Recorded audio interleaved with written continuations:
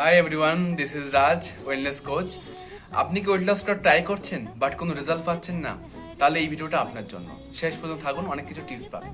আমি 3টে পদ্ধতি আপনাদেরকে বলবো, যেটাকে অ্যাপ্লাই করতে পারলে আপনি 100% রেজাল্ট পেতে পারেন। ফার্স্ট, যখন আমরা ওয়েট লস স্টার্ট করছি তখন কোনো কমিউনিটির মধ্যে থেকে বা কোনো গাইডেন্সের মাধ্যমে স্টার্ট করি না, আমরা একা একা স্টার্ট করি।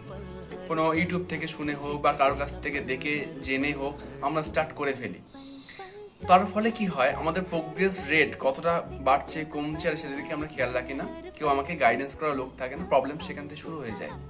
তো এমন একটা সিস্টেমকে বাছুন যেখানে আপনাকে কোনো মানুষ গাইডেন্স করবে এবং কোনো কমিটির মধ্যে থাকবেন। সেকেন্ড হলো, ওয়েট লসকে জার্নি হিসেবে দেখুন, কোনো ডেস্টিনেশন হিসেবে দেখবেন না। কারণ জার্নিতে আপস অ্যান্ড ডাউনস কিন্তু থাকে, কিন্তু ডেস্টিনেশন কিন্তু আমরা কখনোই চেঞ্জ করি না, তাই না? ঠিক তেমনই বলবো, ওয়েট লসকে জার্নি হিসেবে দেখুন, দেখবেন অনেক কিছু শিখতে পাবেন আপনি। থার্ড হলো, আমরা এমন একটা পদ্ধতিকে বেছে নেব ওয়েট লসের ক্ষেত্রে যাতে সাস্টেনেবল হবে। যেমন সেটা যেন বেশি দিন ধরে আমাদের সাথে থাকে, ওয়েটটা লস হওয়ার সাথে অনেকটা ওই জন্য আবার পরে গেইন হয়ে যায়।